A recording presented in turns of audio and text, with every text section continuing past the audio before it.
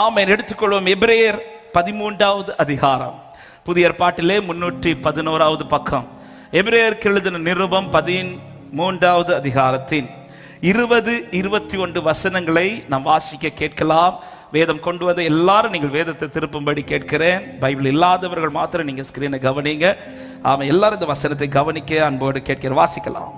நித்திய உடன்படிக்கையின் இரத்தத்தினாலே ஆடுகளுடைய பெரிய மேய்ப்பரான நம்முடைய கர்த்தராகிய இயேசுவை மரித்தவர்களிலிருந்து ஏறி வர பண்ணின சமாதானத்தின் தேவன் இயேசு கிறிஸ்துவை கொண்டு தமக்கு முன்பாக பிரியமானதை உங்களில் நடப்பித்து நீங்கள் தம்முடைய சித்தத்தின்படி செய்ய உங்களை சகலவித நற்கிரியையிலும் சீர்பொருந்தினவர்களாக்குவாராக.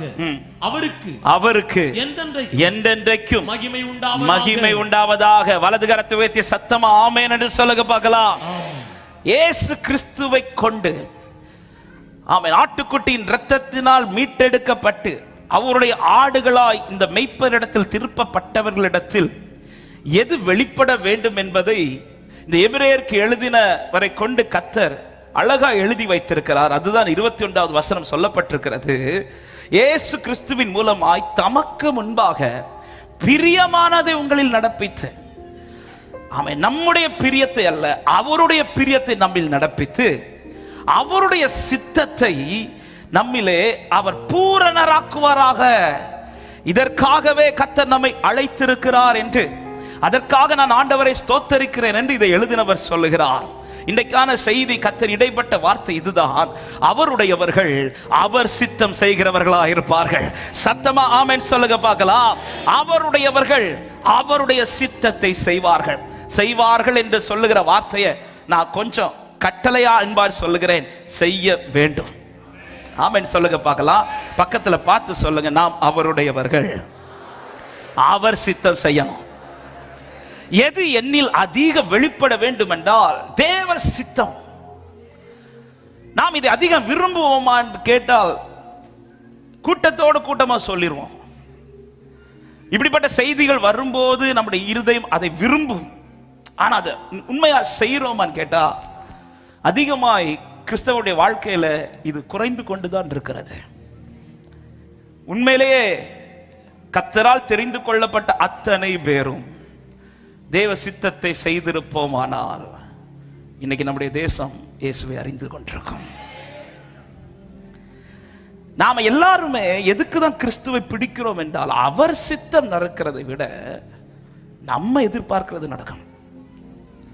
ஏன் இன்னைக்கு இந்த வார்த்தை கர்த்தருடைய ஆவியானவர் பேசும்படி தந்தார் என்றால், நான் எடுத்து வைத்த வார்த்தை இந்த மாத வாக்குத்தத்த வார்த்தை தான்.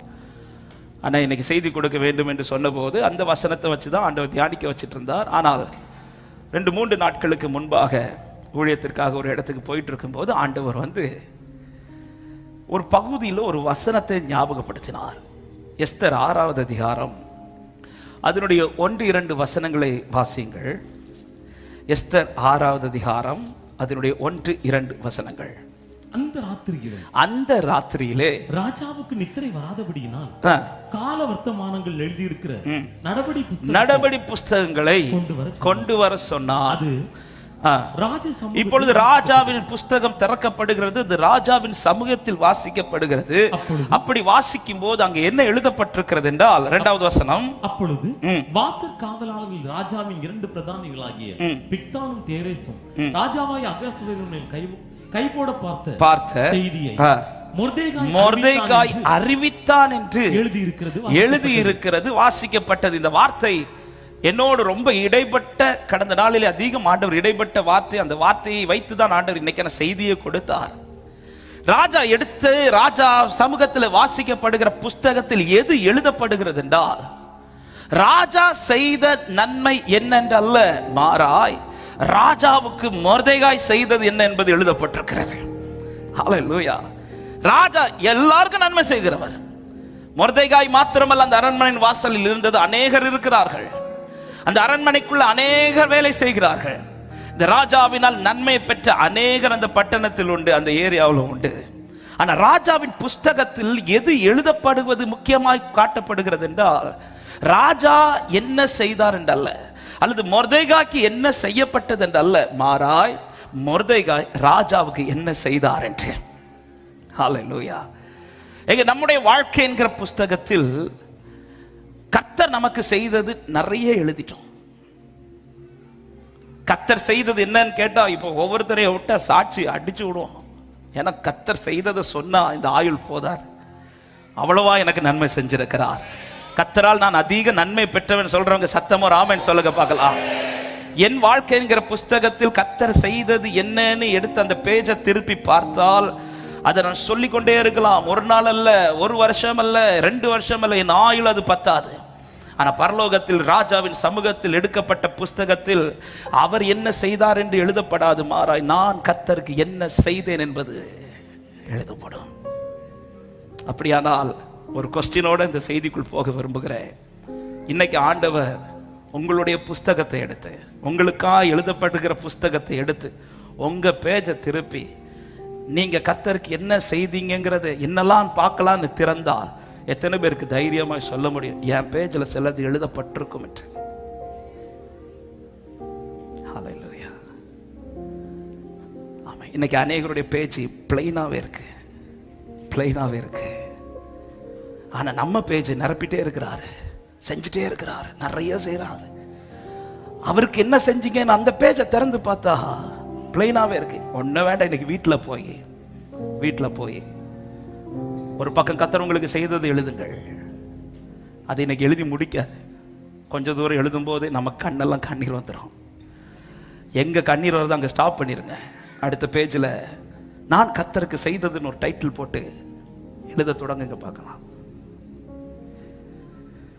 நான் வரும்போது அவனவனுக்குரிய பலனை நான் கொண்டு வருவேன்றார். எதுக்கு தெரியுமா? நீ எவ்வளவு பிளஸ் பண்ணப்பட்டிருக்கிறத பார்த்தது கிடையாது. நீ என்கிட்ட இருந்து எவ்வளவு நன்மையை பெற்றிருக்கிற இதை பார்த்தல்ல பலன் வருவது. நீங்க என்னால எவ்வளவு ஆசீர்வதிக்கப்பட்டிருக்கீங்க இதை பார்த்தல்ல பலன் வருவது. நீங்கள் கர்த்தருக்காக என்ன செய்திருக்கிறீர்கள் என்பது பார்த்துதான் கர்த்தர் எனக்கு பலனை கொண்டு வருவார் என்று நம்புறவங்க சத்தமோ ஆமென் சொல்லுங்க பார்க்கலாம். ஹல்லேலூயா. எங்க ஆண்டவர் வரும்போது பலனோடு வரார். நாம நினைச்சிட்டு இருக்கிறோம் அவர் கையில எனக்கான பலனும் இருக்குதுன்னு சொல்லும் போது ஒரு திரள் கூட்டத்தின் நடுவில் நாம் நிற்கும் போது எல்லாருக்கும் அவர்களுக்குரிய பலனை கொடுத்து கொடுத்து கொடுத்து வரும்போது இப்ப நான் என்ன வச்சு சொல்றேன், என் பக்கத்துல வந்து நின்றுட்டு அவர் தருவார்னு நான் எதிர்பார்த்துட்டு இருக்கும்போது ஆண்டவர் கையை இப்படி விரிச்சிட்டாருன்னு வச்சுக்கோங்களேன். உனக்கு நான் தர்றதுக்கு என் கையில ஒண்ணுமே கிடையாதுன்னு சொல்லிட்டார்னா, ஏசா எதுக்கு ரொம்ப அழுதார் தெரியுமா? யாக்கோபு ஆசீர்வாதத்தை வாங்கிட்டு போனது கிடையாது. அப்பா கிட்ட என்ன சொல்லி கேட்கிறார் தெரியுமா? அப்பா ஒரு ஆசீர்வாதமும் இல்லையா? ஒரு ஆசீர்வாதமும் இல்லையா? இவ்வளவு அப்பாவுக்காக வாழ்ந்து, இவ்வளவு அப்பாவின் அன்பை ருசித்து, அப்பாவுக்காகவே எல்லாவற்றையும் சகித்து கொண்டு இவ்வளவு நான் வாழ்ந்து ஆராதிச்ச பிறகு அவர் வரும்போது அவர் எனக்கு முன்னாடி வந்து கையை விரிச்சிட்டார்னா, ஆமென். கையை விரிச்சிடக்கூடாது. எல்லாருக்கும் பலன் கொடுக்கும் போது என்ன கூப்பிட்டு சொல்லணும், உன் கிரியைக்கு தக்க பலனை நான் கையில வச்சிருக்கிறேன். எத்தனை பேர் இந்த காலை நேரத்தில் விரும்புறீங்க, ஆண்டவரே என் வாழ்க்கையில் இப்படி ஒரு வெறுமை வந்துடக்கூடாது, உம்முடைய புஸ்தகத்தில் நான் உமக்கு செய்யப்படுவது எழுதப்பட வேண்டும் என்று கேட்க விரும்புறவங்க வலது கரத்தை உயர்த்தி சொல்லுங்க. நான் அல்ல, இயேசுவே என்னில் வாழ்கிறார். இனி நான் அல்ல, என்னில் வாழ்கிறார். நான் அல்ல, இயேசுவே. ஓ நான் அல்ல. மறுபடி இந்த வார்த்தை சொல்ல இருந்ததால் நான் அல்ல, நான் அல்ல. ஆண்டவரே எனக்கு என்ன நன்மை செஞ்சிருந்தல்ல, நான் உமக்கு என்ன செய்தேன் என்பது எழுதப்படட்டும். என் புஸ்தகம் அநேகம் எழுதப்பட்டு கொண்டிருக்கிறது. நான் அல்ல ஆண்டவரே, உம்முடைய புஸ்தகத்தில் என்னை குறித்து எழுதப்படுவதாக ராஜா. ஹல்லேலூயா. ஆமென். ஹல்லேலூயா. இன்னைக்கு ஆண்டவர் புஸ்தகத்தை திறந்து பார்த்தா என் பேஜில் என்ன எழுதியிருப்பார் என்பதை கொஞ்சம் யோசித்து பாருங்க. ஹல்லேலூயா. என்ன செய்து கொண்டிருக்கிறோம், எதற்காக வாழ்ந்து கொண்டிருக்கிறோம்? கிறிஸ்து நம்மை பிரித்தெடுத்தது, கிறிஸ்து நம்மை விரும்பி, நாம் பாடினோமே கர்த்தர் என்னை விரும்பினபடினால் அவருடைய உறைவிடமா என்னை தெரிந்து கொண்டார். சீயோனை குறித்து சொல்லும்போது சங்கீதம் 132வது சங்கீதம் அதோடைய 13, 14 வசனங்களை வாசியுங்கள். தெரிந்த வார்த்தைகள் தான். 132வது சங்கீதத்தின் 13, 14 வசனங்கள். கர்த்தர் சீயோனை தெரிந்து கொண்டு அது தமக்கு வாசஸ்தலமாகும்படி விரும்பினார். அடுத்த வார்த்தை, இது என்றென்றைக்கும் நான் தங்குமிடம். இதை நான் விரும்பினபடினால் இங்கே வாசம் பண்ண. ஒரு காரியத்தை நன்றாய் புரிந்து கொள்ளுங்கள். நாம் கிறிஸ்துவை விரும்பினதினால் நாம் வந்தவர்கள் அல்ல. அவர் நம்மை விரும்பினபடினால் தெரிந்தெடுத்திருக்கிறார். அவரால் விருப்பப்பட்டு நான் தெரிந்து கொள்ளப்பட்டவன் சொல்றவங்க வலது கரத்தை உயர்த்தி சத்தமா ஒரு ஆமென் சொல்லுங்க பார்க்கலாம். அவர் என்னை விரும்பி தெரிந்தெடுத்திருக்கிறார். வேறு வழி இல்லாமல் அல்ல, வேறு வழி இல்லாமல் அல்ல. அவர் என்னை விரும்பி தெரிந்தெடுத்தவர். எதற்காக விரும்பி தெரிந்தெடுத்தார்? வாசம் பண்ணிவிட்டு, வாசம் பண்ணுவதற்காக மாத்திரமல்ல. ஆமென். ஏசாயா 2வது அதிகாரம் அதனுடைய 3வது வசனத்திலே சொல்லப்பட்டிருக்கிறது. வாசியுங்கள். ஏசாயா 2:3. திரளான ஜனங்கள் புறப்பட்டு நாம் கர்த்தரின் பர்வதத்துக்கும் யாக்கோபின் தேவனுடைய ஆலயத்துக்கும் போவோம் வாருங்கள். அவர் தமது வழிகளை நமக்கு போதிப்பார். நாம் அவர் பாதைகளில் நடப்போம் என்பார்கள். ஏனெனில் சீயோனிலிருந்து அவர் விரும்பி தெரிந்தெடுத்து சீயோனில் வாசம் பண்ணுவது மாத்திரமல்ல, அந்த சீயோனிலிருந்து அவர் வெளிப்படவும் செய்கிறார். ஆமென். அப்படியானால் தெரிந்தெடுக்கப்பட்ட சீயோனை 2 காரியம். 1 அவர் வாசம் பண்ண, 2 அவர் வெளிப்பட. என் லைஃப்ல அவர் வாசம் பண்ணணும், 2வது என் லைஃப்ல அவர் வெளிப்படணும். இதற்காக தான் கர்த்தர் சீயோனை தெரிந்தெடுத்தார். இதற்காக தான் கர்த்தர் நம்மை விரும்பி தெரிந்தெடுத்திருக்கிறார். என்னை ஆசீர்வதிக்கிறதற்காக மாத்திரமல்ல. ஆசீர்வாதம் அது ஒரு பக்கம் கர்த்தர் என்னை செய்து கொண்டிருப்பார். அதெல்லாம் கர்த்தர் எனக்கு செய்வது. கர்த்தர் எனக்கு என்னென்ன செய்யணுமோ இந்த பூமியில நான் வாழும்படி, என் பிள்ளைகள் வாழும்படி, என் தலைமுறைகள் வாழும்படி என்னென்ன செய்யணுமோ அதை நான் கேட்டுதான் அவர் செய்ய வேண்டும் என்றல்ல. எனக்கு அவர் நல்ல தகப்பனா இருக்கிறபடினால் அவர் எனக்கு பார்த்து செய்வார். நான் கேட்டு செய்ய அவர் தேவையில்லை. எனக்கு பார்த்து செய்வார். என் பிள்ளைக்கு என்ன செய்யணும்னு நான் என் பிள்ளை என்கிட்ட கேட்டுதான் நான் செய்யணும் இல்லை, நான் பார்த்து செய்வேன். அதை ஒருத்தங்க சொல்லியே நான் செய்ய தேவையில்லை. என் பிள்ளை கூட கேட்டு செய்யவில்லை. என் பிள்ளை வளர இந்த பிள்ளைக்கு இந்த வயசுல என்ன தேவை, இந்த பிள்ளைக்கு இந்த வயசுல என்ன வாங்கி கொடுக்கணும், இந்த பிள்ளைக்கு என்ன இந்த வயசுல நான் என்ன செய்யணும், என்ன படிக்க வைக்கணும், எப்படிப்பட்ட வாழ்க்கை கொடுக்கணும், இது எல்லாமே ஒரு பொல்லாத தகப்பனாகிய ஒரு பெற்றோருக்கு செய்ய தெரியுமா தெரியாதா? ஆமென். அப்போ ஒரு நன்மை செய்வது, எனக்கான ஆசீர்வாதத்தை தருவது, இது என் தகப்பனிடத்தில் நான் கேட்க தேவையில்லை, வேண்ட தேவையில்லை. அவர் எனக்கு பார்த்து செய்வார். அப்ப ஏன் ஆண்டவர் என்னை விரும்பி தெரிந்து கொண்டீர்? ஒன்னில் வாசம் பண்ணவும், 2வது ஒன்னிலிருந்து வெளிப்படவும் கர்த்தர் தெரிந்தெடுத்திருக்கிறார். சித்தம் செய்கிறவர்களாய். ஆமென். அன்று ராஜாவின் புஸ்தகம் திறக்கப்பட்ட போது யாரை குறித்தும் எழுதப்படவில்லை. இந்த மொர்தெகாயை பத்தி எழுதப்பட்டிருக்குதுன்னா வேற யாரும் ராஜாவுக்கு விருப்பமான ஒன்றுமே செய்யல. இந்த மொர்தெகாய் ராஜாவுக்கு விரும்பின ஒன்றை செய்கிறார். ராஜாவுக்கு செய்யப்பட்டது இப்பொழுது மொர்தெகாய் குறித்து அவர் புஸ்தகத்தில் எழுதப்பட்டதும் இப்ப ராஜாக்கு என்ன ஆசை தெரியுமா? அவனுக்கு ஏதாவது செஞ்சோமா? இப்படிதான் வரப்போறார். அவர் பலனோடு வருவது யாருக்காக தெரியுமா? இந்த பூமியிலே அவரால் ஆசீர்வதிக்கப்பட்டவர்களுக்காக அல்ல, அவருக்காக பயன்பட்டவர்களுக்காக. சித்தம் நிறைவேற்றுகிறார். அவர் கொடுக்கிற பலனை பாருங்க. ஆமான்ட்ட கேட்கிறார், ராஜா கனம் பண்ண விரும்புகிறவனுக்கு என்ன செய்யணும்? ஆமான் வந்து தனக்கு தான் செய்ய போறாருன்னு அப்படி அவ்வளோ ஆஃபரை வைக்கிறார். ஆண்டவர் இப்படி செய்யணும், ராஜாவை இதை செய்யணும், குதிரையில ஏற்றணும், உங்களுடைய வஸ்திரத்தை கொடுக்கணும், கிரீடத்தை கொடுக்கணும், மோதிரத்தை கொடுக்கணும், இப்படி எல்லாம் சொல்லி அவன் ராஜாக்குள்ள எல்லாத்தையும் குறித்து சொல்லிட்டு இருக்கும்போது மாமானுக்கு தெரியாது இது யாருக்கு செய்ய போறாருன்னு. ஆனா ராஜாவுக்கு நல்லாவே. அப்படி இருக்கும்போது ஏன் வஸ்திரம், ஏன் குதிரை, வாசல்ல நிக்கிற ஒருத்தனுக்கு நான் கொடுப்பேன் நான் சொல்லி ராஜா தடுக்கல. அதுல ஒரு கணத்தை கூட ராஜா குறைக்கவும் இல்லை. ஆமான் என்ன சொல்றாரோ அப்படியே மொர்தெகாய்க்கு செய்கிறார். மொர்தெகாய் இதை பெறுவதற்கு தகுதியுள்ளவன் அல்ல. ஆனா இப்ப தகுதியாய் மாறிட்டா. எதை வச்சுனா? ராஜா அவனுக்கு செய்ததினால் அல்ல, அவன் ராஜாவுக்காய் செய்தபடினால். அன்பான சபையே, காலம் கடைசியா இருக்கிறது. என் ஆண்டவர் சீக்கிரம் வரப்போகிறார். நீங்கள் எப்படி ஆசீர்வதிக்கப்பட்டிருக்கிறீர்கள் என்பதை பார்த்தல்ல, எத்தனை பேருக்கு ஆசீர்வாதமா இருக்கிறீர்கள் என்பதை பார்த்து கர்த்தர் வரப்போகிறார். தேவ சித்தத்தை அறிந்து செயல்படுங்கள். தேவ சித்தத்தை செய்கிறவர்களாய் முன்வாருங்கள். எனவேதான் ஆண்டவர் சொன்னார். ஆமென். மத்தேயு 7வது அதிகாரம் 21வது வசனம் சொல்லப்படுகிறது. ஆண்டவராக இயேசு கிறிஸ்து சொன்ன வார்த்தை வாசியுங்கள். பரலோகத்தில் இருக்கிற என் பிதாவின் சித்தத்தின்படி செய்கிறவனே அல்லாமல் பரலோக ராஜ்யத்தில் எவனும் பிரவேசிக்க மாட்டான். சும்மா கர்த்தாவே கர்த்தாவே என்று கூப்பிடுகிறவன் அல்ல. சண்டே மட்டும் சர்ச்சில் வந்து ஆராதிச்சுட்டு போகிறவர்கள் அல்ல. ஆமே, ஏதோ ஒரு நாட்கள்ல ஏதோ ஒரு சிச்சுவேஷன்ஸ்ல மாத்திரம் ஆண்டவரை வந்து இறுகமாய் பிடிக்கிறவர்கள் அல்ல. மாறாய் பரலோகத்தில் இருக்கிற என் பிதாவின் சித்தத்தை செய்கிறவர்கள். ஹல்லேலூயா. இயேசு கிறிஸ்துவை பாருங்க, அவருக்கு ஒரு விருப்பம் இருந்துச்சு. என்ன விருப்பம்னா, ஒன்னு இந்த பாத்திரம் என்னை விட்டு நீங்க கூடுமானால் நீங்கும்படி செய்யும், ஆகிலும் என் சித்தப்படி அல்ல உம்முடைய சித்தப்படி. ஆண்டவர் ஏன் இந்த ஒரு பிரேயரை ஆண்டவர் வச்சார்னா, ஆண்டவர் சந்திக்க போகிற பாடு என்பது இந்த பூமியில எக்ஸ்ட்ரீமான ஒரு வேதனை. இன்னைக்கு காலை இந்த வார்த்தையை தியானிக்கும் போது, முதல் சர்வீஸ்ல வந்து உட்கார்ந்து இந்த வசனத்தை தியானிச்சிட்டு இருக்கும்போது எனக்கு ரொம்ப ஆச்சரியம். பிதா அவருடைய வேதனையில ஒன்னையுமே குறைக்கல. அட்லீஸ்ட் அந்த சவுக்கடியாவது ஆண்டவர் தடுத்திருக்கலாம்ல. அவர் இவ்வளவு விரும்பி கேட்டதுக்கு அந்த 39 அடி அடிச்சாங்களா, அதை ஆண்டவருக்கு தடுக்க தெரியாதா? அதை மாற்ற தெரியாதா? அதை மாத்தல. ஏன்னா அது ஒரு சித்தம். இந்த தழும்புகளினால் நாம் சுகமாகப்பட வேண்டியது சித்தமா இருந்தது. ஹல்லேலூயா. சிலுவையை தூக்கி சுமந்து அதுல ஆணி அடிக்கிறது ஒரு வேதனை இருக்கு. அதுக்கு முன்பாகவே 39 அடி சாதாரண அடி கிடையாது. அந்த அடி சும்மா இந்த பேஷன் ஆஃப் கிரைஸ்ட் வீடியோ பார்த்தாலே நமக்கு நெஞ்சல பழக்கம். ஆமே, அந்த வீடியோ எடுக்கும்போது தான் நினைக்கிறேன், அது நடித்தவர் இயேசு கிறிஸ்துவாய் நடித்தவர். அவருக்கு அந்த ஷாட் எடுக்கும்போது அவருக்கு முதுகுல அந்த ஒரு பலகையை வச்சு தான் அதை எடுக்கிறாங்க.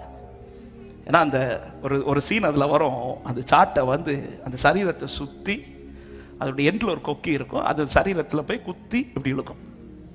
அது குத்தி வச்ச பிறகு ஒரு இழுப்பாங்க. அப்போ அந்த சரீரம் அப்படி சுருண்டு வரும். இதுதான் சரியான சாட்டை அடி. அப்போ அந்த மாதிரி ஒரு ஷாட் எடுக்கிறாங்க. அப்போ அந்த பலகை வச்சு தான் எடுக்கிறாங்க. அந்த பலகை வச்சு எடுக்கும்போது, அந்த ஷாட் எடுக்கும்போது, அந்த அடி அடிக்கும்போது என்ன ஆயிடுச்சுன்னா, அந்த பலகை கொஞ்சம் விலகிடுச்சு. விலகி அந்த கயிறு அதோடைய எண்டு லைட்டா அவருடைய சரீரத்தில் பட்டம் சுருண்டாரு. சுருண்டு உடனே அந்த ஷூட்டை கொஞ்ச நேரம் நிறுத்திட்டாங்க. அது பிறகு அவருக்கு ஃபர்ஸ்ட் எய்ட் பண்ணி அவர் சால்வ் பண்ணி கொஞ்ச நேரம் தாண்டின பிறகு அந்த ஷூட்டை திரும்ப எடுக்கிறாங்க. ஆனா அவர் அந்த சுருண்டு கொஞ்ச நேரம் பார்த்து அவர் ஓன அழுறாரு. எதுக்கு அழுறாருன்னு தெரியல. மருந்தெல்லாம் போட்டாச்சு, ஃபர்ஸ்ட் எய்ட் பண்ணியாச்சு. அப்போ கூட்டம் எடுக்கிறவங்க கேட்குறாங்க, ஐயா இன்னும் வலிக்குதா, இன்னும் அந்த வலி போகலையான்னு சொல்லி கேட்கும்போது அவர் சொன்னார், நான் நடிக்க தான் வந்தேன். நடிக்க வந்த என்ன இடத்துல அந்த கயிறு மொத்தமாக கூட படல. என் மேலே பலகை வச்சு அந்த பலகை கொஞ்சம் தான் விலகிச்சு. அந்த கொஞ்சம் விலகி இந்த அடி என்னால் தாங்க முடியலனா அவர் 39 அடி எப்படி எனக்காக தாங்கினார். அந்த வேதனையில கொஞ்சம் கூட ஆண்டவர் குறைக்கலங்க. ஏன் குறைக்கல ஆண்டவர்? இது சித்தம்.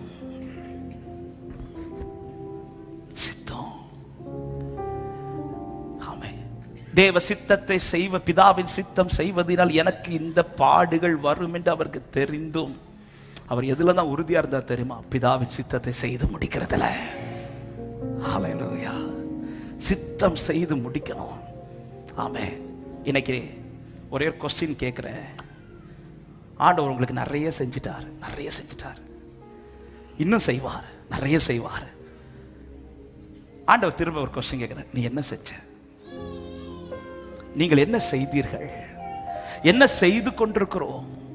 பவுல் சொல்லுகிறார், தேவன் தருகிற கிருபையை நான் விருதாவாக்குகிறதில்லை. விருதாவாக்க மாட்டேன்னா அந்த கிருபையை நான் தேவ சித்தத்துக்கு உட்பட்டு நடக்கிறேன். இது சவுலாய் இருந்த போது பவுல் பாடின வார்த்தை அல்ல. பவுலாய் மாறின பிறகுதான் சொல்லுகிறான், தேவன் தருகிற கிருபை விருதாவாக்குகிறதில்லை. ஏன்னா பவுலாய் மாறின பிறகு பவுல் எடுத்து வைத்த ஒவ்வொரு ஸ்டெப்புமே தான் நினைத்ததல்ல, தேவ சித்தத்தின்படி தான் எடுத்து வைத்துக் கொண்டிருந்தான். அப்படி வச்சவன் தான் சொல்றான், நல்ல போராட்டத்தை போராடினேன், ஓட்டத்தை முடித்தேன், விசுவாசத்தை காத்து கொண்டேன் சொல்லி ஃபுல் ஸ்டாப் வைக்காம அடுத்து சொல்ற, இது நிமித்தம் நீதியின் கிரீடம் எனக்காக வைக்கப்பட்டிருக்கிறது. என்ன ஒரு கான்ஃபிடன்ட் பாருங்க. இது நிமித்தம் எனக்கான பலன் வைக்கப்பட்டிருக்கிறது. ஸ்தேவான் கண்களை ஏறெடுத்து பார்க்கிறார். இயேசு கிறிஸ்து பிதாவின் வலது பாரிசத்தில் எழுந்து நின்று வரவேற்கிறார், கனப்படுத்தி வரவேற்கிறார். ஸ்தேவானுக்கு நிச்சயம் இருக்குது, அவர் எனக்கு என்ன செய்தார் என்பதை விட நான் அவருக்காய் வாழ்ந்து முடித்து விட்டேன், நான் அவருக்காய் நின்று முடித்து விட்டேன். தேவ சித்தமெனில் பூர்ணமானது. ஒரு காரியத்தை சொல்ல விரும்புகிறேன். சித்தம் செய்வது என்பது ஊழியக்காரர்களுடைய கடமை மாத்திரமல்ல, சித்தம் என்பது தெரிந்து கொள்ளப்பட்ட அத்தனை பேர் மீதும் விழுந்த கடமை. ஆமென் சொல்லுங்க பார்க்கலாம். எனவேதான் பிலிப்பியர் 1வது அதிகாரம் அதனுடைய 3வது வசனம் முதல் 6வது வசனத்தை வரை படிச்சீங்கன்னா தெரியும், பவுல் பிலிப்பியருக்கு எழுதும்போது எப்படி எழுதுகிறார். வாசிங்கள். பிலிப்பியர் 1வது அதிகாரம் 3 முதல் 6 வசனங்கள். சுவிசேஷம் உங்களுக்கு அறிவிக்கப்பட்ட நாள் முதல் இதுவரைக்கும் நீங்கள் உடன்பட்டவர்களானபடினால். ஒரு மொழிபெயர்ப்பில் இப்படி கொடுக்கப்பட்டிருக்கிறது, for you have been my partners in spreading the good news. அப்படின்ற ஸ்ப்ரெட் பண்றது. எப்போ நீங்க சுவிசேஷம் உங்களுக்கு அறிவிக்கப்பட்டுச்சோ உடனே நீங்க எதற்கு பாத்திரவான்களாய் மாறுறீங்கன்னா, நீங்களும் அந்த சுவிசேஷத்தை ஸ்ப்ரெட் பண்ற பார்ட்னர்ஸா. என் மூலமாய் சுவிசேஷம் உங்களுக்கு வெளிப்பட்டது போல உங்களுக்கு வெளிப்பட்ட பிறகு நீங்களும் சுவிசேஷத்தை வெளிப்படுத்துகிற பாத்திரங்களாய் கர்த்தர் உங்களை மாற்றி இருக்கிறார். வாசம் பண்ணி வெளிப்படுகிறார். உடன்பட்டவர்களானபடினால். தொடர்ந்து வாசிங்கள். 4, 5, 6 வசனம். ஒவ்வொரு விண்ணப்பத்திலும் உங்கள் அனைவருக்காகவும் சந்தோஷத்தோட விண்ணப்பம் பண்ணி உங்களில் நற்கிரியை தொடங்கினவர் அதை இயேசு கிறிஸ்துவின் நாள் பரியந்தம் முடிய நடத்தி வருவார். கடைசி வரை இதை செய்வதில் ஒரு தேவ பிள்ளை சோர்ந்து போகவே கூடாது. 6வது வசனத்தில் நான் உங்களை நினைக்கிற பொழுதெல்லாம் என் தேவனை ஸ்தோத்தரிக்கிறேன் என்றார். கரங்களை உயர்த்தி ஆமென் சொல்லுங்க பார்க்கலாம். நற்கிரியை துவங்கினவர் என்ற வார்த்தையின் அர்த்தம் என்பது அவர் என்னில் ஆசீர்வாதத்தை துவங்கிட்டார் அது கிடையாது. எனக்குள்ள அந்த சுவிசேஷம் அது வந்ததும் எனக்குள்ள எதை அவர் ஸ்டார்ட் பண்றாருன்னா, அந்த சுவிசேஷம் என் மூலமாகவும் பரவணும். எனவேதான் சுவிசேஷத்தை பரப்பின பவுல் கொரிந்தியருக்கு எழுதும்போது என்ன எழுதுகிறார். 1 கொரிந்தியர் 9வது அதிகாரம் அதனுடைய 16வது வசனத்தை வாசிங்கள். 1 கொரிந்தியர் 9:16. சுவிசேஷத்தை நான் பிரசங்கித்து வந்தும் நான் அதை மேன்மை பாராட்டுறதுக்கு என்ற ஒண்ணுமே கிடையாது. காரணம் அது என்மேல் விழுந்த கடமையா இருக்கிறது. உங்க கரத்தை தலைக்க மேல வைங்க பார்க்கலாம் எல்லாரும். ரைட். இப்ப சொல்லுங்க, சுவிசேஷம் என்மேல் விழுந்த கடமை. சத்தமா, சுவிசேஷம் என்மேல் விழுந்த கடமை. ஆமென். சொல்லாட்டாலும் வாழ்ந்து காட்டுங்க. ஆமென். சொல்ல முடியலையா, வாழ்ந்து காட்டுங்க. உங்களில் கிறிஸ்து இருக்கிறதை மற்றவர்கள் காணட்டும்.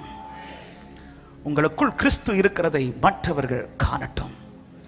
ஆமென். கடந்த வாரத்தில் இந்த வார்த்தைகள் என்னோட பர்சனலா இடைப்பட்ட வார்த்தை. அப்பதான் ஆண்டவர், நான் இப்போ வந்தேன்னா என் கையில உன்னுடைய பலன் எவ்வளவு இருக்கும் நீ நினைக்கிறேன்னு கேட்டாரு. ஒவ்வொருத்தருக்கா பலனை கொடுக்கும் போது ஏங்க அந்த சீனை கொஞ்சம் யோசித்து பாருங்களேன். இப்ப நம்ம வீட்டிலேயே ஒரு 5 பிள்ளைங்க இருக்கிறாங்கன்னு வச்சுக்கோங்க. நம்ம வெளியூர் போயிட்டு வரும்போது 5 பிள்ளைங்களும் எக்ஸ்பெக்ட் பண்ணுவாங்க இல்ல? ஆமா, அப்பா ஏதாவது வாங்கிட்டு வருவாங்க, அம்மா ஏதாவது வாங்கிட்டு வருவாங்க. அப்படி வாங்கிட்டு வருவாங்க நினைச்சிட்டு இருக்கும்போது 4 பிள்ளை, ஃபர்ஸ்ட் இருக்கிற 4 பிள்ளைங்களுக்கும் கிஃப்ட் கொடுத்துட்டு ஒரே ஒரு பிள்ளைக்கு மட்டும் இல்லைன்ட்டா அந்த பிள்ளைக்கு எவ்வளவு வேதனை இருக்கும். இதே போலதான் அவர் வரும்போது பலனோடு வருவார். ஒவ்வொருத்தருக்கா கொடுத்து கொடுத்து வரும்போது என் பக்கத்துல இருந்து ஆராதிச்சவங்களுக்கு கொடுத்துட்டு எனக்கு தரலனா கிறிஸ்து இன்னைக்கு என்னை ஜீவனோடு வைத்திருப்பது அவரை வெளிப்படுத்த சொல்றவங்க வலது கரத்தை உயர்த்தி, நான் அல்ல இயேசுவே என்னில் வாழ்கிறார், இனி நான் அல்ல இயேசுவே என்னில் வாழ்கிறார், நான் அல்ல இயேசுவே இனி நான் அல்ல. 3 நாட்கள் ஜனங்கள் இயேசுவின் பாதத்திலிருந்து வசனத்தை கேட்கிறது நமக்கு தெரியும். ஜனங்கள் 3 நாட்கள் இருக்க வேண்டும் என்று வரவில்லை. அவர்கள் ஒரு நாள் தான் வந்தார்கள். ஆனால் கர்த்தருடைய வார்த்தையை கேட்டு கேட்டு கேட்டு அது இப்பொழுது 3 நாட்கள் ஆகிவிட்டது. 3வது நாளில் இப்பொழுது சீஷர்கள் வந்து சொல்றாங்க, ஆண்டவரே 3 நாள் ஆயிடுச்சு, ஜனங்கள் புசிக்கிறதுக்கு எதுவும் எடுத்துட்டு வரல. இப்ப இவர்களை அனுப்பிவிட்டா ஏதாவது பார்த்து பார்க்க சொல்லும் போது ஆமென், ஆண்டவர் சொல்ற உங்களிடத்தில் இருக்கிறதை நீங்கள் கொடுங்கள் அப்படின்றார். ஆண்டவருக்கு இது எப்படி தெரியும்? யோவான் 6வது அதிகாரம் எடுக்க வேண்டாம், அதுல சொல்லப்பட்டிருக்கிறது தாம் செய்ய போகிறது இன்னதென்று அறிந்து கேட்டாராம். அவர் ஆல்ரெடி இந்த கூட்டத்தை குறித்து ஒரு பிளான் வச்சுட்டாரு. இப்படி ஒரு கூட்டம் 3 நாள் இருக்க போகுது. எனவே தான் ஒரு சின்ன பையன் ஒரு 5 அப்பத்தையும் 2 மீனையும் ப்ரிப்பேர் பண்ணி கொண்டு வரான். நாம நினைக்கிறோம் அவன் கொண்டு வந்தான், அவனுக்கு தெரியுமா 3 நாள் கூட்டம்ட்டு? தெரியாது. ஆமா, நம்ம 12:30க்கு முடியும்னு வரும்போது தான் மீட்டிங் 12:45 வரை ஆகுது.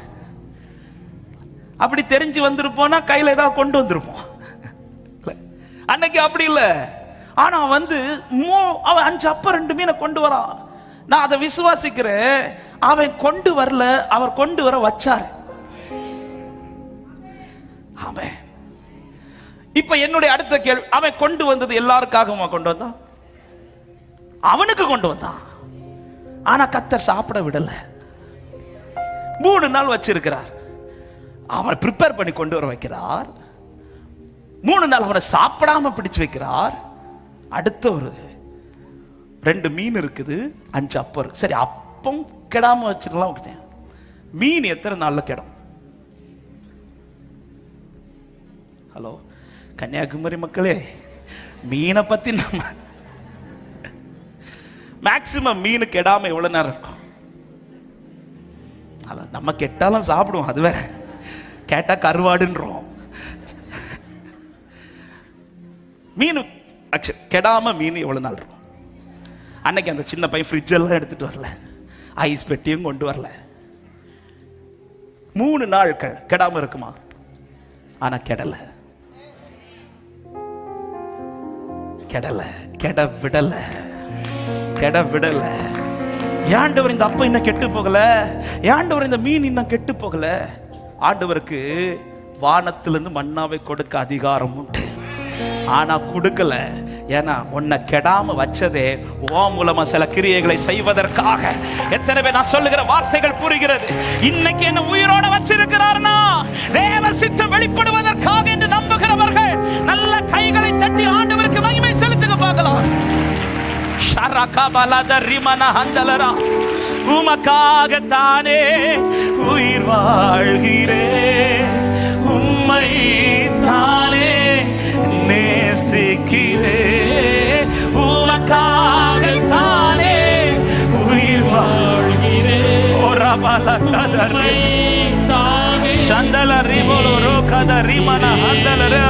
வாழ்ந்தாலும் உமக்காகத்தான், மரித்தாலும். அவருக்கு வானத்திலிருந்து அப்பத்தை கொடுக்க தெரியும். ஆனால் இல்ல, ஒருத்தரை ப்ரிப்பேர் பண்ணி கொண்டு வர வச்சு அவனை சாப்பிட விடாம பிடிக்க வச்சு எல்லாத்தையும் தாண்டி அந்த அப்பத்தை கெட்டு போக விடல, அந்த மீனை கெட்டு போக விடல.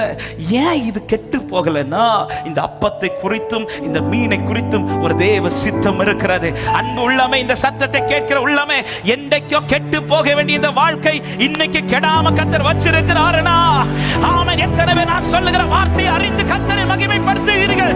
என் மூலம் கிறிஸ்து வெளிப்பட விரும்புகிறார். ஷாலகாதா ரிமனா ஹந்தல ரிகாவா. ஆமென். நம்ம அப்பத்தை பார்ப்போம், அவர் செஞ்ச அற்புதத்தை பார்ப்போம். ஆனா கடந்த நாளில் அப்பத்தையும் தாண்டி அற்புதத்தையும் தாண்டி எனக்கு அந்த சின்ன பையன் ரொம்ப பிடிச்சிருச்சு. எங்க சின்ன பையன் பிள்ளைங்க கையில இருந்து சாப்பாடை பிடுங்க முடியுமா?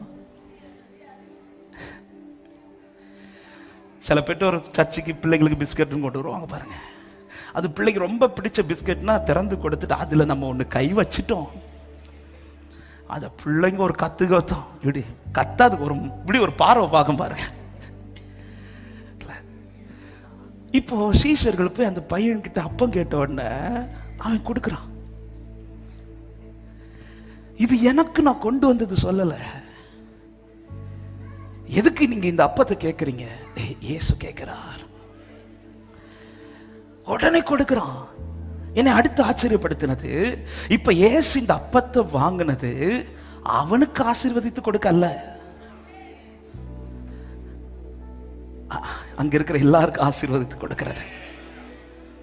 நான் தானே அப்பம் தந்தேன், எனக்கு தானே நீங்க ஆசீர்வதிச்சு தர்றோம். இப்படி அந்த பையன் போய் நிக்கல. இந்த கூட்டத்தில் ஒருத்தரை இதை செஞ்சுட்டு வரல, நான் தானே அப்பத்தை கொண்டு வந்தேன், அப்ப நீங்க தானே எனக்கு மீதி கூட நிறைய எடுத்து தரணும் கேட்கல. ஆனா அந்த சின்ன பையனுக்கு தெரிஞ்சிச்சு, இந்த அப்பத்தை இன்னும் கெடாம வச்சிருக்கிறான்னா, இந்த மீனை இன்னும் கெடாம என் கைக்குள்ள வச்சிருக்கிறான்னா, இதுல என்னுடைய சித்த வெளிப்பட அல்ல, இதுல பரலோக சித்த வெளிப்படுவதற்காக. எத்தனை பேர் இந்த காலை நேரத்தில் சொல்ல முடியும்ப்பா, உம்முடைய சித்தம் என்னில் பரிபூர்ணமாகட்டும். என் சித்தமோ ஒன்றும் வேண்டாம், என் பிரியரே என் இயேசுவே, என் சித்தமோ ஒன்றும் வேண்டாம், என் பிரியனே. ஒரு விஷயம் கூட சொல்ல, என் சித்தமோ ஒன்று வேண்டாம், என் சித்தமோ ஒன்றும் வேண்டாம்.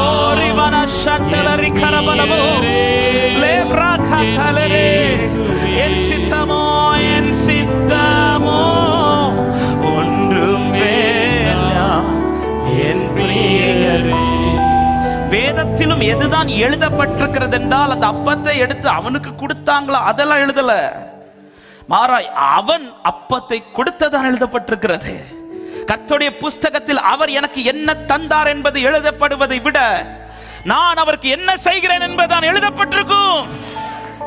ஹல்லேலூயா, ஆமென். கனி கொடுக்காத மரத்திற்கு கீழே தான் கோடாரி வைக்கப்பட்டிருக்கும். ஆமென். வளராத மரத்திற்கு கீழே அல்ல,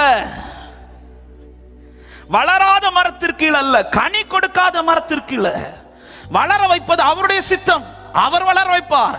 கர்த்தராகிய நான் அதை காப்பாற்றி அடிக்கடி அதற்கு தண்ணீர் பாய்ச்சி ஒரு சேதம் அணுகாதபடி, ஏசாயா 27வது அதிகாரம் 1-2 வசனங்கள், நான் அதை வளர பண்ணுவேன் என்று அவர் உறுதி பண்றார். நீ எனக்குள்ள இருக்கிறியா, செட்டைக்குள்ள இருக்கிறியா, உனக்கு நிறைவான பலனை நான் தந்து கொண்டிருப்பேன். உன்னை எப்படி போஷிக்கணும், எப்படி நடத்தணும் நான் நடத்துவேன். வளர பண்ணுவது அவருடைய வேலை, கனி கொடுப்பது என் வேலை.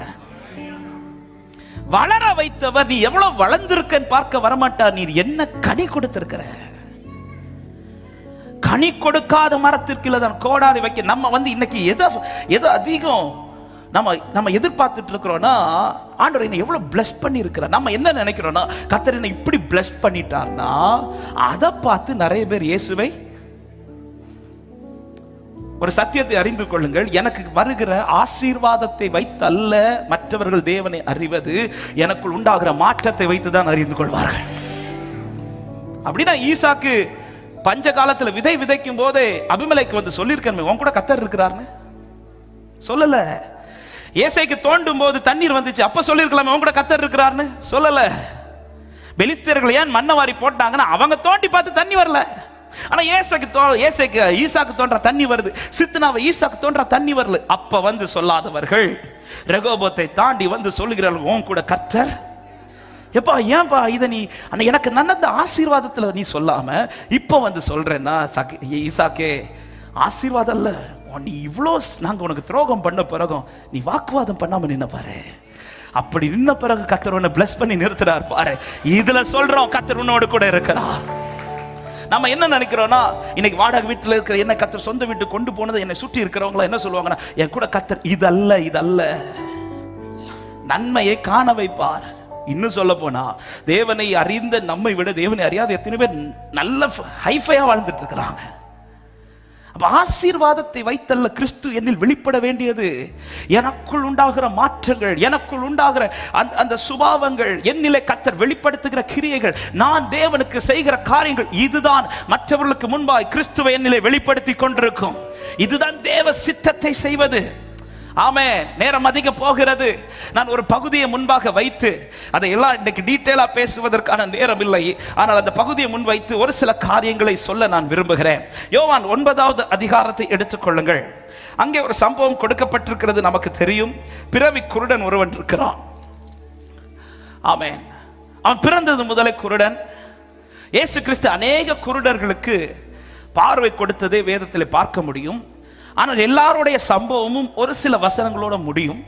ஆனால் இந்த குருடனுடைய சரித்திர சம்பவம் மட்டும் ஒரு அதிகாரம் முழுவதும் எழுதப்பட்டிருக்கிறது. இந்த 9வது அதிகாரம் முழுவதுமே இவன் ஒருவனுக்காகவே எழுதப்பட்டது. ஏன் மற்ற குருடர்களுக்கு 2-3 வசனத்துல முடிந்த போது இவன் ஒருவன் வாழ்க்கையில மட்டும் இந்த ஒரு அதிகாரம் எழுதப்பட்டது என்றால் இவன் வாழ்க்கையில நடந்தது அற்புதம் அல்ல, தேவ சித்தம். ஆமென். இவன் கண்கள் திறக்கப்பட்டது எதற்காக என்றால் அற்புதத்தை காட்டுவதற்கல்ல, தேவ சித்தத்தை நிறைவேற்றுவதற்காக. பிதாவின் கிரியைகள் வெளிப்படும் பொருட்டே இவன் இப்படி பிறந்தான் என்று இயேசு கிறிஸ்துவை சொல்லிதான் அவன் கண்களை திறந்து அதன் பிறகு அவன் இயேசுவை தான் பேசுகிறான். அவன் கிட்ட வந்து உன் கண்கள் திறக்கப்பட்டதை குறித்து ஆச்சரியப்பட்டதை விட ஜனங்கள் எதை கேட்கிறாங்கன்னா, உன் கண்ணு எப்படி திறந்துச்சு, யார் திறந்தா அப்படின்னு தான் கேட்கிறான். ஆமென். ஒரு காரியத்தை நான் கடைசியில் சொல்ல வேண்டிய பாயிண்ட முதல்ல சொல்லிடுறேன். கிறிஸ்து வெளிப்படுவது என்பது என்னை சுற்றி இருக்கிறவங்க என்னில் உள்ள நன்மையை பார்த்தல்ல, என்னை பார்க்கிறவங்க இந்த நன்மை எப்படி உங்களுக்கு வந்ததுன்னு சொல்றதை விட இந்த நன்மை செய்தவர் யார் என்பதை கேட்கணும். ஆமென். என்னை பார்த்து என்னிடத்தில் பேசுகிறவர்கள் என்னில் உள்ள நன்மை குறித்து பேசுவதை விட எனக்கு நன்மை செய்தவரை குறித்து பேசுவதுதான் கிறிஸ்துவை வெளிப்படுத்துவது. ஹல்லேலூயா. ஆமென். இதை செய்தது யாரு? அவன் வாயை திறந்து சொல்றான், இயேசு என்கிற ஒருவர் எனக்கு இதை செய்தார். இந்த ஒரு சித்தம் நிறைவேறுகிறதுக்கு முன்பாக இவனை 2 சந்திப்பு சந்திக்கிறார். இயேசு கிறிஸ்து முதலாவது வந்து சந்திக்கிறார், பிற்பாடு 2வது வந்து சந்திக்கிறார். முதலாவது வந்து சந்திக்கும் போது இயேசு அவனை பார்த்தார், ஆனால் அவன் இயேசுவை பார்க்கல. அவன் பார்க்கல. ஆனா இயேசு அவனை பார்த்ததையும் அவனுக்காய் பேசுவதையும் அவனுக்காய் கிரியை செய்வதையும் அவனோடு இடைபடுவதையும் அவன் ஃபீல் பண்றான், உணர்ந்தான். அவனுக்கு தெரியுது, இயேசுதான் தெரியுது, இயேசுதான் எல்லாம் செய்கிறார் தெரியுது, இயேசுதான் எல்லாமே எனக்காய் செய்கிறார், இயேசுதான் இந்த கிரியெல்லாம் செய்கிறார். இது அவன் இன்னும் பார்க்கல, இயேசுதான் பார்த்து செய்கிறார். ஆனா அவனுக்கு அதை நல்லா ஃபீல் பண்ண முடிஞ்சிச்சு. ஆமென். எத்தனை பேர் சொல்ல முடியும், நானும் இன்னும் அவரை பார்க்கல, ஆனா என் லைஃப்ல எல்லாமே இயேசுதான் செஞ்சிட்டு இருக்கிறார், ஃபீல் பண்றேன்னு சொல்றாங்க. ஹல்லேலூயா. அவர் என்ன பார்த்துட்டார், அது எனக்கு ஃபீல் ஆகுது. அவர் எனக்காய் பேசுறார், ஃபீல் ஆகுது. அவர் எனக்காய் ஏதோ செஞ்சிட்டு இருக்கிறார், ஃபீல் ஆகுது. என் பக்கத்துல நின்று ஏதோ கிரியை செய்யற, இது ஃபீல் ஆகுது. ஆனா அவர் பார்க்கிறாரு, ஆனா அவனால பார்க்க முடியல. நாம இதுவரை அவரை பார்க்கல, ஆனா எத்தனை பேர் சொல்ல முடியும், அதிகமா ருசிக்க வச்சிட்டு இருக்கிறார். அவர் நல்லவர் என்பதை ருசிக்க வச்சிட்டு இருக்கிறார். அவர் தயவுள்ளவர் என்பதை ருசிக்க வச்சிட்டு இருக்கிறார். அவர் உண்மை உள்ளவர் என்பதை ருசிக்க வச்சிட்டு இருக்கிறார். நீ செய்ததை மறக்க கூடுமோ, இந்த வாழ்க்கை நீ தந்தது, நீர் செய்ததை மறக்க கூடும். ஆமென். இந்த வாழ்க்கை உம்மை ருசித்தேன், உம்மை ருசித்தேன், நல்லவர் என்று இன்னும் துதிப்பேன். உம்மை ருசித்தேன், உம்மை ருசித்தேன், நல்லவர் என்று. ஹல்லேலூயா. அதாவது ஃபீல் பண்ண வச்சிட்டு இப்ப அவர் போயிட்டார். போயிட்டு 2வது அவனை வந்து சந்திக்க வரார். அப்படி சந்திக்க வரும்போது வேதம் சொல்லுகிறது, 36-37 வசனங்களை வாசியுங்கள். அதற்கு அவன், ஆண்டவரே, ஆண்டவரே, அவரிடத்தில் நான் விசுவாசமா இருக்கும்படிக்கு அவர் யார் என்றான். இயேசு அவனை நோக்கி, நீ அவரை கண்டிருக்கிறாய், உன்னோட பேசுகிறவர் அவர்தான் என்றார். 38வது வசனம். உடனே அவன், ஆண்டவரே, விசுவாசிக்கிறேன் என்று சொல்லி அவரை பணிந்து கொண்ட. 2வது முறை இயேசு வரும்போது இப்பொழுது அவரும் பார்க்கிறார், அவனும் பார்க்கிறார். எத்தனை பேர் நம்புறீங்க, ஒரு முறை இயேசு வந்தார், நான் பார்க்கல, ஆனா ஃபீல் பண்ண வச்சிட்டு இருக்கிறார். இனி 2வது முறை ஆண்டவர் வரப்போகிறார், அப்பொழுது அவரும் பார்ப்பார், நானும் அவரை பார்க்க போகிறேன் என்று சொல்லுகிறவர்கள், இன்ப இயேசு ராஜாவை நான் பார்த்தால் போதும், மகிமையில் அவரோடு. ஹல்லேலூயா. எத்தனை பேர் விரும்புறீங்க, பார்க்காத என் நேசரை பார்க்க போறேன்? பார்க்காத நேசரை பார்க்காமல இப்படி லவ் பண்ண வச்சவர், பார்த்து எப்படி லவ் பண்ண வைக்க போறார் தெரியல. பார்க்காமல இப்படி அவருடைய கிருபை ருசிக்க வச்சவர், பார்க்காமல இப்படி அவருடைய அன்பை ருசிக்க வைத்தவர் ஜீசஸ். முதலாவது அவன் வந்து பார்க்கும்போது அவனால பார்க்க, ஆனா அனுபவிக்கிறான். ஆனா 2வது வந்து பார்க்கும்போது அவனும் பார்க்கிறார், அவரும் பார்க்கிறார். ஹல்லேலூயா. சபையே, சீக்கிரத்தில் அந்நிய கண்களினால் அல்ல, நம் சொந்த கண்களினால் அவரை பார்க்க போகிறோம். எத்தனை பேர் விசுவாசித்து கரங்களை தட்டி என் கண்கள் அவரை காணும்? அல்லேலூயா. அந்நிய கண்கள் அல்ல, நாதா என் கண்ணால், அவை அந்நிய கண்களினால் அல்ல, என் சொந்த கண்களினால்.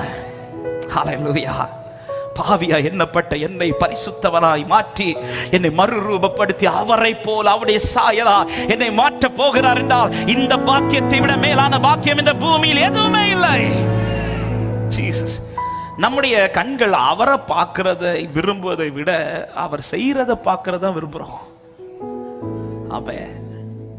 அல்லேலூயா. அதாவது அவரை பார்க்கணும்னு விரும்புறவங்களுக்கு அவர் என்ன செஞ்சாலும் ஒண்ணு இல்லை, செய்யாட்டாலும் ஒரு விஷயம் கிடையாது. ஆமென். அவரை பார்க்க. ஆனா இவன் முதல் சந்திப்புக்கும் இந்த இரண்டாவது சந்திப்புக்கும் இடையில் அவர் எப்போதான் வந்தார் தெரியுமா? அவனை குறித்த சித்தம் நிறைவேறின உடனே. அதன் அடையாளம் தான் 34வது வசனம், 35வது வசனம் வாசியுங்கள். அவர்கள் அவனுக்கு பிரதியுத்தரமாக, முழுவதும் பாவத்தில் பிறந்த நீ போதிக்கிறாய் என்று சொல்லி அவனை புறம்பே தள்ளிவிட்டார். இவன் அப்படி என்ன போதிச்சுட்டான? ஒன்னும் போதிக்கல, தன் வாழ்க்கையில் கிறிஸ்துவை வெளிப்படுத்தினான். ஆமா. 2-3 வாரங்களுக்கு முன்பாக அமெரிக்கா தேசத்தில் 31 வயது ஒரு வாலிபர் சுட்டு கொல்லப்பட்டது. இன்னைக்கு தேசம் எங்கும் அது நிமித்தம் ஒரு பெரிய ஒரு எழுப்புதலே வெடிச்சிருக்குது. அல்லேலூயா. அவர் எதுக்காக சுட்டு கொல்லப்பட்டார்னா, அநியாயத்தை குறித்து, ஆமென், சத்தியத்தை எடுத்து உரைத்து வாலிபர்கள் நடுவில் கிறிஸ்துவை வெளிப்படுத்தினது நிமித்தமாய். இங்கே எப்படி இவன் தள்ளப்பட்டானோ அப்படிதான் அவர் அங்கே தள்ளப்பட்டார். ஆனா உலகம் தள்ளிச்சு, அவர் தள்ளல. உலகம் தள்ளிச்சு, அவர் தள்ள. இயேசுவின் நாமத்தில் ஒரு காரியத்தை சொல்லுகிறேன், கிறிஸ்துவை வெளிப்படுத்துகிற தேவ பிள்ளை உலகம் தள்ளும், ஆனால் பரலோகம் அவர்களை தான் அங்கீகரிக்கும் என்று நம்புறவங்க சத்தமா ஆமென் சொல்லுங்க பார்க்கலாம். நாம ஏன் வெளிப்படுத்த தயங்குறோம்னா உலகம் தள்ளிடக்கூடாது. ஆமென். கடந்த வாரத்தில் NLAGல ஆராதனை நடத்தும் போது ஆண்டவர் இடைப்பட்ட ஒரு வார்த்தை, தேவனை ஆராதிக்கிற ஆராதனை, பாடுறோம், துதிக்கிறோம், ஸ்தோத்திரங்களை ஏறெடுக்கிறோம், இதுவும் ஆராதனை. ரெண்டாவது, தேவனுக்காய் சில இடத்துல வைராக்கியமா நிக்கிறோம் பாருங்க, அதுவும் ஆராதனை. ஆமென். பாபிலோன்ல நேபுகாத்நேச்சார் செய்த சிலைக்கு முன்பாக 3 வாலிபர்கள் நின்று சொல்லுகிறார்கள், நாங்கள் ஆராதிக்கிற தேவன் எங்களை விடுவிக்க. உடனே அங்க இதை பாட்டு பாடினாங்களா? கர்த்தாவே தேவர்கள் உமக்கு ஒப்பானவரான்னு பாடினாங்களா? இல்ல அந்நிய பாஷை பேசினாங்களா? இல்ல. 1 மடங்கு தீயிலும் இதே வார்த்தையை சொல்லுகிறார்கள், 7 மடங்கு தீயிலும் இதே வார்த்தையை சொல்லுகிறார்கள். எந்த சூழ்நிலை கர்த்தருக்காய் வைராக்கியமாய் நிற்பதும், கர்த்தருக்கு நான் ஏறெடுக்கிற ஆராதனை என்று விசுவாசிக்கிறோம். ஆமென் சொல்லுங்க பார்க்கலாம். அல்லேலூயா. ஆமென். கர்த்தருக்காய் நிற்கிறான். இந்த சித்தம் நிறைவேற, அதாவது இவன் கண்ணை திறக்கிறதற்கு ஒரு சித்தம் வச்சிருந்தார் பாருங்க, அந்த சித்தம் பூர்ணமானது. உலகம் அவனை தள்ளுது, இயேசு வந்து அவனை சந்திக்கிறார். இயேசு சந்திக்கிறார். ஆமே. இந்த வார்த்தை சொல்லும் போது ஒரு வார்த்தை நடுக்கத்தோடு சொல்லுகிறேன். ஒன்றி நம்முடைய ஓட்ட முடிவு அல்லது கிறிஸ்துவின் வருகை ஏதோ ஒன்று நடக்கும். அது நடப்பதற்கு முன்பாக ஆண்டவரே என்னை குறித்த தேவ சித்தம் பரிபூர்ணமாய் நிறைவேறணும் நம்புறவங்க விரும்புறவங்க சத்தமாய் ஆமென் சொல்லுங்க பார்க்கலாம். இப்படி இவன் வாழ்க்கையில் சித்தம் நிறைவேறுவதற்கு இவன் செய்த டைம் போயிடுச்சு. 5 நிமிஷத்துல அந்த 4 காரியங்களை மாத்திரம் சொல்லி நான் பாயிண்ட் மாத்திரம் சொல்லி நான் ஜெபிக்க விரும்புகிறேன். முதலாவது, அவன் சித்தம் நிறைவேறுவதற்கான காரணம் யோவான் 9வது அதிகாரம் அதனுடைய 1வது வசனத்தை வாசிக்கலாம். அவர் அப்புறம் போகையில் ஒரு மனுஷனை கண்டார். போதும். சித்தம் நிறைவேறுவதற்கு இவன் இடத்தில் முதல் வெளிப்பட்ட காரியம், இதுவரை ஏன் இவன் லைஃப்ல இந்த சித்தம் நடக்கலனா இயேசுவின் பார்வைக்குள் வரவில்லை. இன்னும் இவன் இப்பொழுது பிறந்தவன் அல்ல, பிறந்து வருஷங்கள் ஆயிடுச்சு. பிறந்தது முதலை குருடன். ஆனா இவன் பிறந்ததுக்கு ஒரு நோக்கம் இருக்குது, ஒரு சித்தம் இருக்குது. கிறிஸ்து இவனில் வெளிப்பட வேண்டும், கிறிஸ்துவின் கிரியைகள் இவனில் வெளிப்பட வேண்டும். ஆனா இத்தனை நாட்கள் ஏன் இவன் வாழ்க்கையில் இன்னும் அந்த சித்தம் நிறைவேறவில்லை என்றால் இயேசுவின் பார்வைக்குள் இன்னும் இவன் வரவில்லை. எப்போ இயேசுவின் பார்வையில் இவன் காணப்பட்டானோ, காணப்பட்ட அடுத்த நிமிஷமே கர்த்தர் அவன் வாழ்க்கையில சித்தத்தை செய்ய துவங்குகிறார். அப்படியானால் சபையே, சித்தம் நிறைவேற்ற விரும்புகிற தேவ பிள்ளைகள் எந்த காரியத்தில் உறுதியா இருக்கணும் தெரியுமா? இயேசுவின் பார்வைக்குள் இருப்பதில் உறுதியா இருக்கணும். தேவனோடு உள்ள உறவிலே சரியா இருக்கணும். ஒரு நாள் உறவு அல்ல, தினம்தோறும் உறவிலே சரியா இருக்கணும். அவருடைய பார்வைக்குள் இருக்கிறவன், பார்வைக்குள் இருக்கிறவன், நான் தேவனுக்கு முன்பாய் நிற்கிறவன் என்று ஆகாபுக்கு முன்பாய் மார்பு தட்டி சொன்ன அந்த எலியாவை தான் கர்த்தர் நடத்த துவங்குகிறார். சித்தத்தின்படி ஒளித்து வைக்கிறார். சாரிபாத் வீட்டுக்கு கொண்டு போகிறார். ஒரு குறிப்பிட்ட கால நேரம் வந்த போது ஆகாபுக்கு முன்பாய் மறுபடியும் கர்த்தர் கொண்டு போய் நிறுத்துகிறார். யாரை கர்த்தர் கொண்டு போய் நிறுத்துறார்? சித்தத்திற்குட்பட்டவன், பார்வையில் நிற்கிறவன். பார்வைக்குள் நிற்கிறது வரையிலும் தேவ சித்தம் எனக்கு தெரியாது. இந்த வார்த்தையை நான் கண்டிப்பா சொல்லி ஆகணும். கடந்த நாளிலே ஆண்டவர் இடைப்பட்ட வார்த்தை. இன்னைக்கு பலர் எதுல குழம்புறோம் தெரியுமா? திட்டத்துக்கும் சித்தத்துக்கும் குழப்பம் வருது. திட்டம் வேறு, சித்தம் வேறு. இன்னைக்கு தேவ திட்டத்தை நாம எப்படி பார்க்கிறோம்னா தேவ சித்தமாய் பார்க்கிறோம். இல்ல, தேவ திட்டம் என்பது காட்ஸ் பிளான், தேவ சித்தம் என்பது காட்ஸ் வில். ஆமென். திட்டத்திற்கும் சித்தத்திற்கு வித்தியாசம் இருக்கிறது. யோசேப்புக்கு நடந்தது தேவ திட்டம், பவுலுக்கு நடந்தது தேவ சித்தம். ஆமென். அதே என்ன திட்டத்துக்கும் சித்தத்துக்கும் வித்தியாசம்? திட்டம் என்பது கர்த்தர் ஆல்ரெடி ப்ரிப்பேர் பண்ணி அதுக்கு ஒரு டைம் வச்சுட்டாரு. அது எப்ப நிறைவேற்றணும்னு ஃபிக்ஸ் பண்ணிட்டாரு. அதை நிறைவேற்ற அந்த காரியத்தை அவர் ஏற்கனவே சொல்லி விடுவார். இன்னைக்கு நிறைய பேர் நமக்கு சொல்லப்பட்ட வார்த்தையை வச்சுட்டு தான் என்ன சொல்லிட்டு இருக்கிறோம்? இதுதான் தேவ சித்தம், இதுதான் தேவ, அது திட்டம். திட்டம் என்பது நாம் கேட்டு அவர் சொல்லுவதல்ல, அவர் நம்மை கூப்பிட்டு சொல்லுவது. ஆமென் சொல்லுங்க பார்க்கலாம். கூப்பிட்டு பேசுவார். எப்ப இது உன் லைஃப்ல நான் செய்வேன். யோசேப்பு தரிசனத்தை கேட்டு வாங்கினவன் அல்ல, கூப்பிட்டு காமிச்சார். அவனை கூப்பிட்டு இதுதான் உன் லைஃப்ல நடக்க போகுது, இது திட்டம். இது ஒரு காலத்தையும் ஃபிக்ஸ் பண்ணிட்டார்.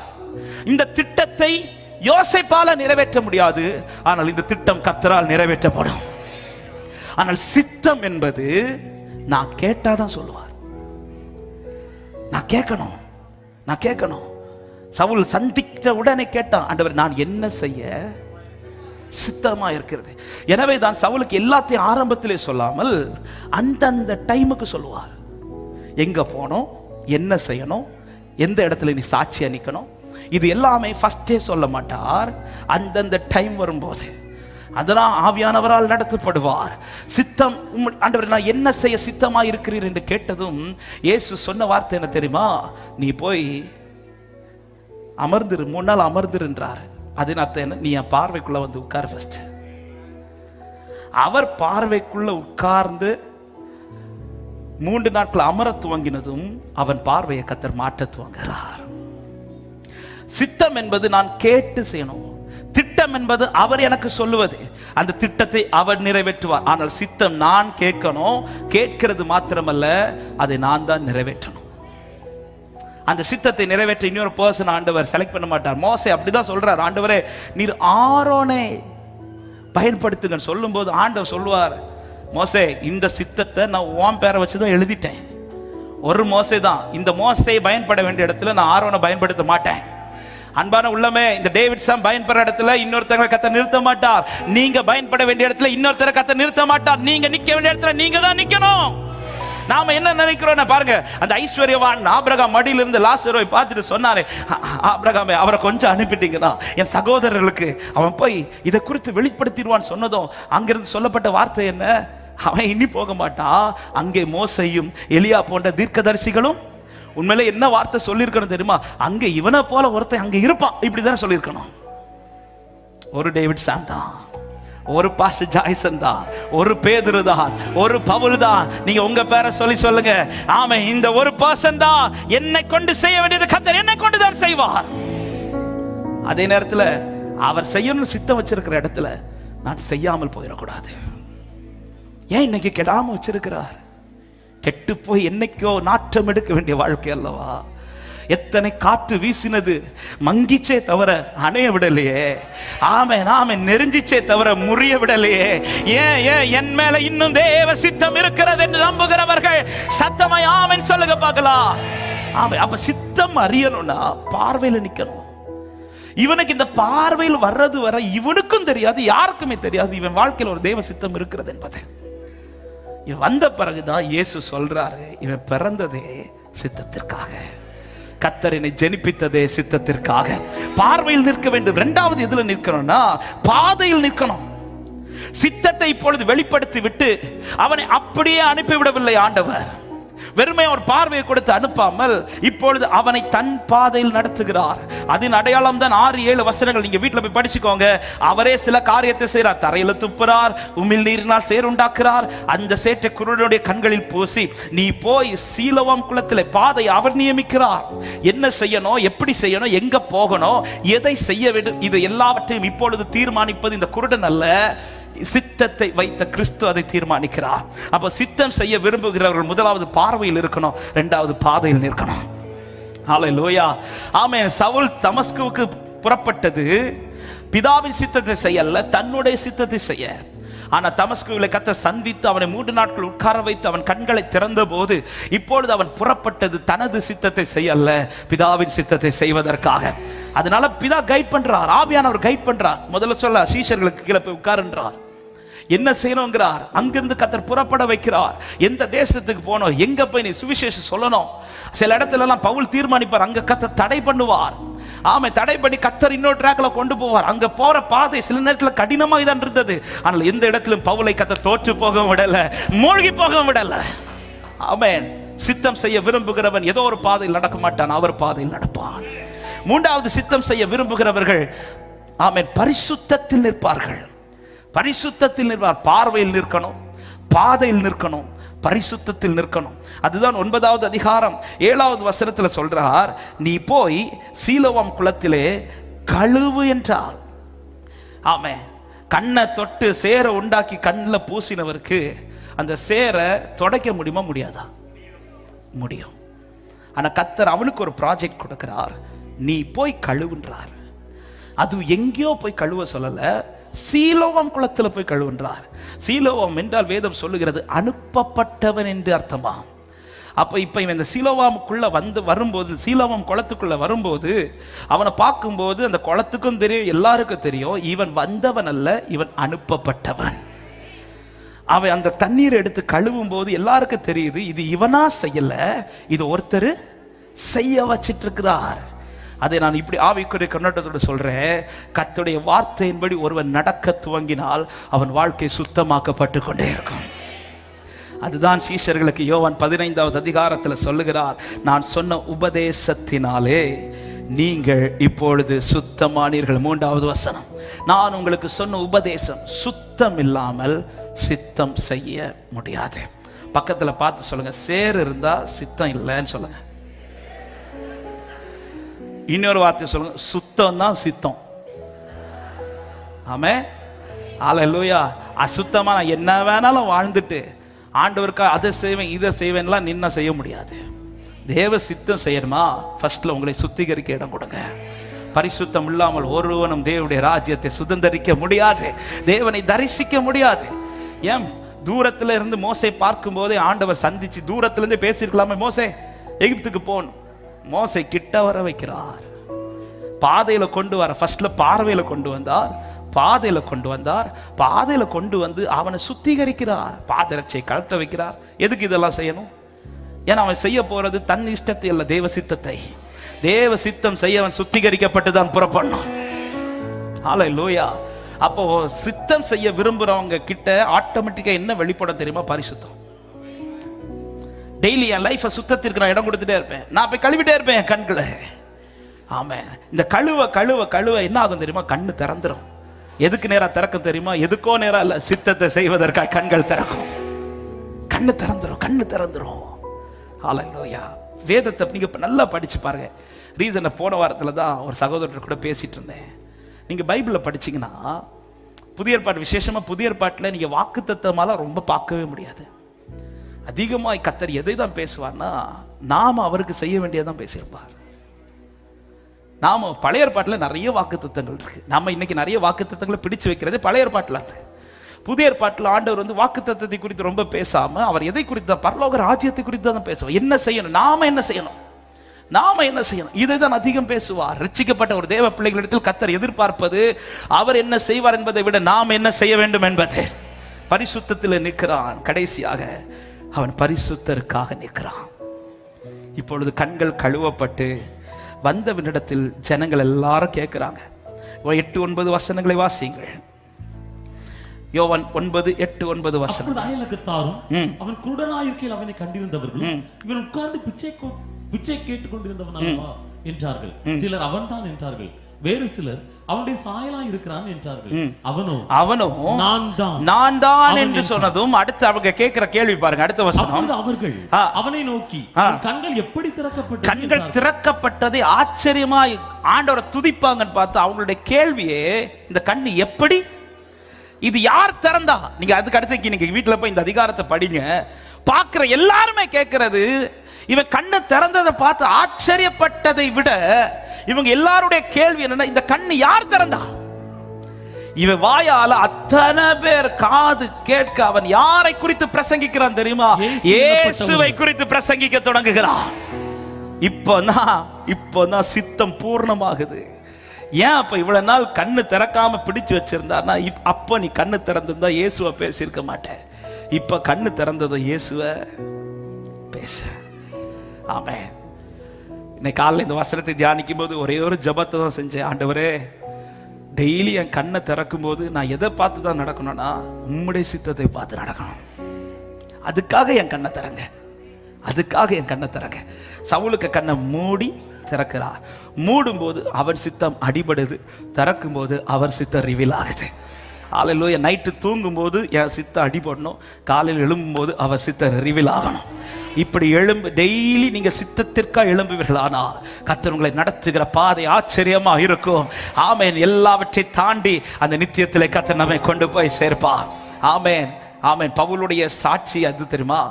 பவுல் இப்படி ஊழியம் செஞ்சார், அப்படி ஊழியம் செஞ்சார். இதல்ல பவுலை சொல்லுகிறார், என்னை பற்றி அவர்கள் தேவனை மகிமைப்படுத்தினார்கள்.